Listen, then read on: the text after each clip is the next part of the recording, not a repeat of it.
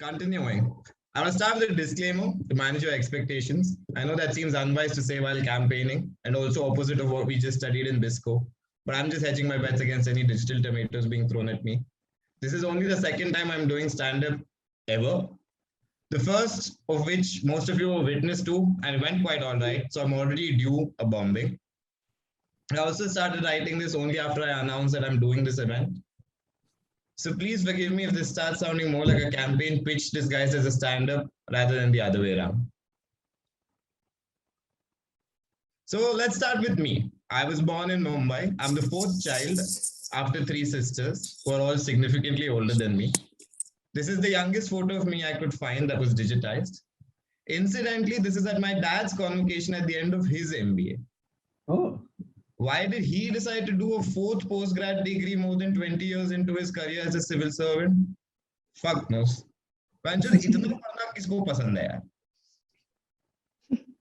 This is my fam when I was about 4. You know, back when people used to actually go to studios to get pictures taken. And then, end up having photos where someone's eyes are shut. These are the surviving members of my family now. Thought I'll give you all a second to play a very dark game of spot the differences. This is me with my 3 sisters about 2 years back. The eldest one is Richa, 15 years older than me, who is a PhD in neuroscience, currently doing research work in London. She is also attending. I saw you there, Richa, so thank you for coming. The second one is Ritu, 14 years older. The second one is Ritu, 14 years older to me. She's been a banker on Wall Street for about 15 years. And the third one is Swati, 8.5 years older. She's a partner at a law firm in London. Now, I know it looks like I'm showing off my family and how great they are. But what I'm actually trying to tell you is that there was clearly, absolutely no pressure on me ever. Honestly, the biggest advantage of me joining ISB has been the fact that I no longer look like the obvious black sheep of the family. My elder 2 sisters have children, so I'm an uncle to 3 nieces and a nephew who I absolutely love and force to copy me. Now, I know some of you must be thinking, Skan, you were clearly unplanned, a mistake. You were born so late. To which I would tell you, unfortunately, you can't be further away from the truth. I was super planned. I was so planned that my birthday is on 14 November. Not because it's Children's Day, but because it's exactly 9 months after Valentine's Day. I was so planned that they had pujas and shit to make sure I was a boy. Yeah, sorry, but the only reason I exist is good old patriarchy. So yes, ladies, patriarchy sucks, but at least you have me to show for it. Every dark cloud does have a silver lining. You may not have noticed, but Richa, Ritu, and Swati are some of the most generic as fuck girls' names you can think of. They're right here, dude. So I don't understand what the fuck happened with Skan. Clearly, my family was like, "Benjit, sari creativity इसी के नाम पे लगा देंगे."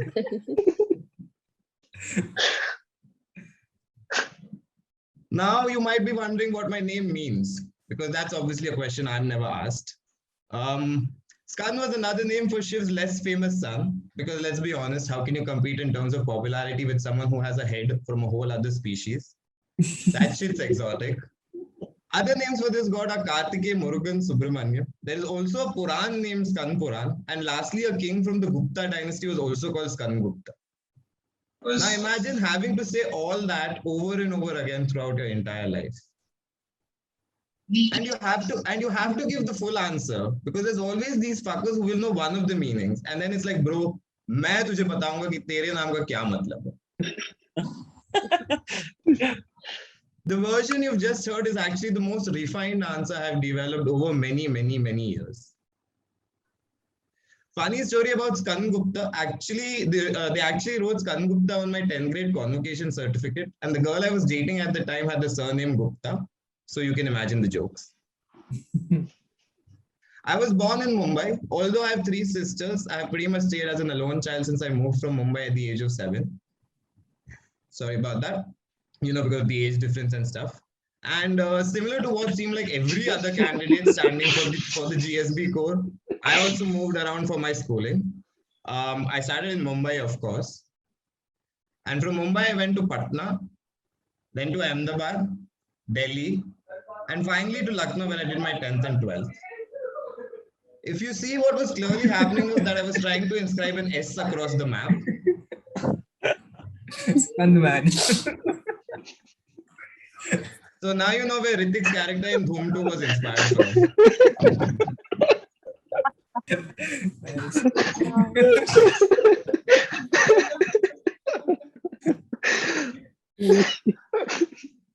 I now live with my dad in Mumbai, who, by the way, isn't as cool as this picture makes him look like. This is kind of like a blackmail picture I have of him. But I can't complain too much. He didn't force any of his children to become engineers. And I am sitting in his home right now while enjoying this beer. Fair point. So cheers to him as well. I came to Mumbai to attend, I came back to Mumbai to attend St. Xavier's College. I was kind of lucky that my first choice course at my first choice college had an exclusive entrance exam because I fucked up my 12th boards for sure. मेरा MBB का पत्ता 12th में cut हो गया था, so you guys can cut me out of that competition.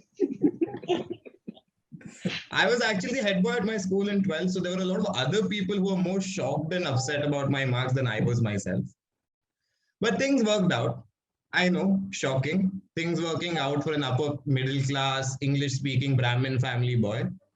But yeah, I managed to clear the exam and interview and got one of the few seats available. I did a degree I think no one else in our cohort has done, which was a bachelor's in mass media, where I specialized in advertising. They have now actually changed the name of this degree to BA Mass Communication and Journalism, which I guess is because students were tired of explaining what BMM is.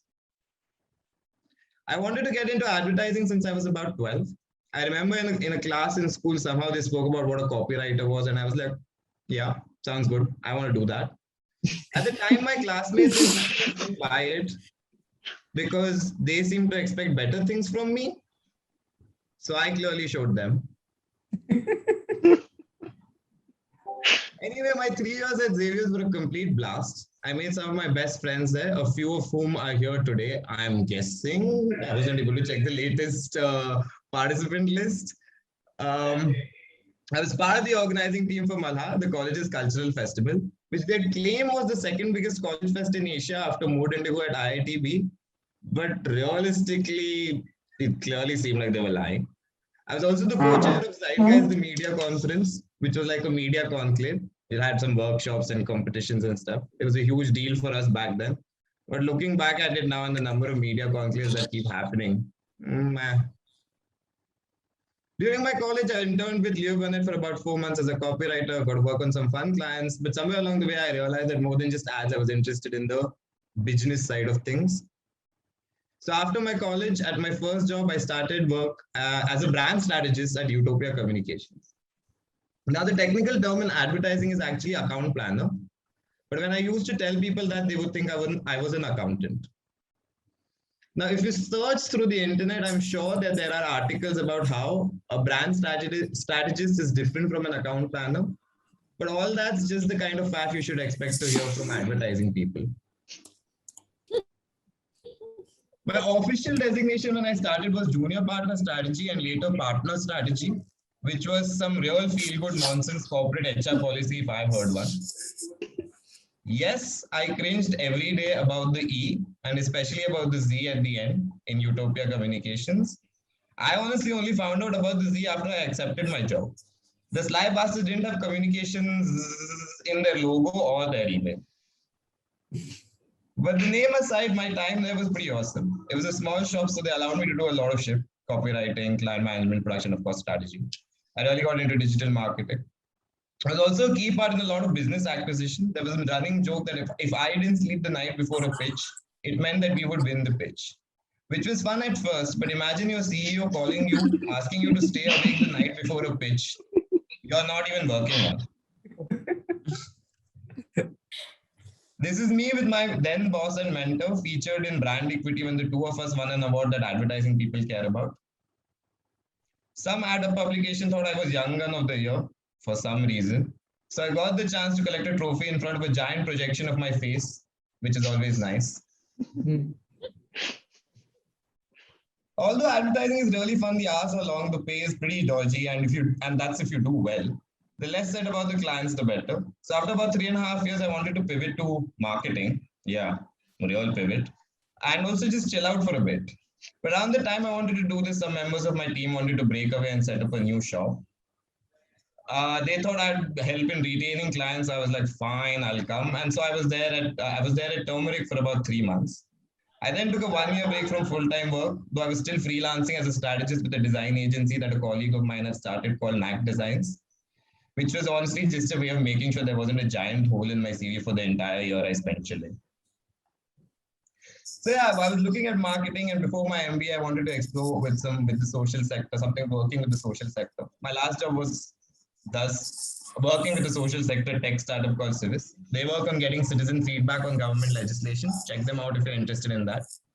If you do check them out and are like, "तूने ये marketing किया है," please know that the budgets were extremely tight. Anyway, that's the path that I have taken till ISB. Because I clearly want at least a few of you to not vote for me, I thought that I'll tell you a little bit about my political views. I have no affiliations. I have no affiliations to any political party in India. But let me just say that you'd have to hold a trishul to my head to make me vote for BJP. You're aware of what a political compass is. This is where I figure on the spectrum. To be a little more specific, even within that, I'm more of a Bernie Sanders guy than a Jeremy Corbyn guy. In the debate between Kamo and Sartre over the equilibrium of freedom and justice, I'm firmly on Kamo's side. I know the engineers in the crowd are thinking, Panchadi, kya bol raha hai? But don't worry, just remember you thought I was funny. I care very deeply about the rights of oppressed people, oppressed groups, may it be women, the LGBTQI plus community, Dalits or Kashmiris, and all other persecuted groups. I care so much about their rights that I decided the best way for me to contribute was to pursue a career in marketing. Yes, guys, I'm going to make a real difference by making a brand change their logo to a rainbow. Or, some other sexy campaign that tokenizes their movements to increase corporate profit. Let's take a second to talk about the meaning of life. Now, I don't think I'm some kind of great philosopher to tell you about this. I'm only doing this because I teased you guys at my KYC. I hope by now you've all figured out that that was a joke. I was told ISB are smart. My non-ISB guests have no idea what I'm talking about. But oddly, I do have an answer to the meaning of life. At least what my point of view on it is. I'm a cheerful nihilist, which seems like an oxymoron, but it's a legit thing. Go check it out. People from my school of thought believe that life, which we have only for a microfraction of time, with an ability to go through only a microfraction of space in the context of the universe, has no inherent meaning. But that's not a bad thing. Instead of thinking, oh no, life has no meaning, I think, life has no meaning, let's party!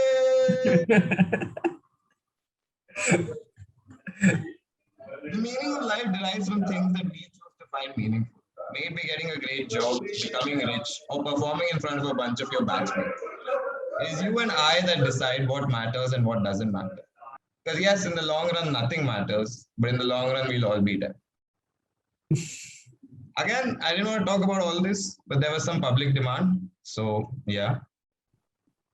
Feel like I've paddled through enough controversial waters, so let me move on to why I'm running for SLC.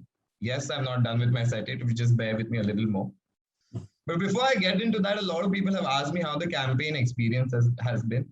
So to quickly answer that, I want to show you this photo. Discretionary warning, children, adults, whatever. This is what campaigning has felt like. This is what it feels like to tell people, yeah, vote for me, bro. I'm really great. I'm the best. I'm the best candidate ever. You've got to vote for me. Oh shit! I'm relating so much to this. Yeah, I don't understand how something so gross can look so cute with that graphic. So yeah, back to why I'm running for SLC. Coming into ISB, I decided that I didn't want to do any of this POR nonsense, honestly. I wanted to be a good boy, attend classes, use the free time to chill or do some social club stuff and just relax. But, but during the O week, interacting with so many of my classmates, my mind started to turn a bit. At the time, I was considering the marketing club, to be honest.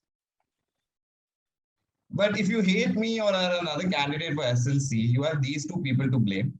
Priya, who's in my study group. So randomly last week, Priya texted me at 1 a.m. saying, Skand, you should run for GSB president. I was like, no. Then the next day she texts me and says, Skand, you should at least run for GSB core. I was like, okay, I'll think about it. Sure. Now, for those of you who don't know Priya, she's worked with Prashant Kishore. So you can't take anything that she says about election stuff too lightly. She was the one who planted this worm in my brain. And the second person is Manan, who by the way is also running for OSC. Check out his campaign. We were on the Bobcats O-Week win celebration call. I was a bit inebriated, to say the least. And we were talking about PORs. For people who don't follow PORs, is positions of responsibility. And he was the one who was like, Skand, why don't you go for SLC? And I was like, what does SLC stand for? So he told me, of course. So then I was like, what does SLC stand for again? But eventually I got it. And I was like, So I started mulling it over. But I'd done enough of stuff like this in my undergrad. Honestly, to give you some context, I had 5 semesters very packed with co-curriculars. In my last semester of undergrad, I decided to take a step back from co-curriculars. I thought कि बहुत हो गया यार, थोड़ा chill करते हैं. Maybe let's try to do a semester where your attendance is not like a permanent stress. So no fest, no organizing, no events. Attendance was good. I got the best grades that sem as well. Till now, if you hadn't noticed in the pictures, I used to be a bit fat. I know some of you will want to say, no, Skand, you were not. You were beautiful. I hear you. But I was fat. I'm beautiful, I still am. I actually managed to use the time during my last sem to start a period of 9 months, over which I lost about 20 kilos. I say 9 months, but actually 7.5 months because I decided to take a break for about 1.5 months to party in between after graduating because priorities. But when I look back at my time at Xavier's, the times I fondly remember are not really from that sem. Some, yeah, of course, but most of them come from those 5 sems where I was way too busy for my own good. The times when my dad threatened to throw me out of the house almost every day. It made me think of how I loved doing this shit, how I loved connecting with people, chatting shit with them, doing epic stuff, and in general, just having a good time and facilitating good times. And I just realized that I wasn't done with that. So here I am, standing for Director SLC. I understand how hectic this is all going to be, but boy, am I up for it. Thank you everyone for indulging me for this long.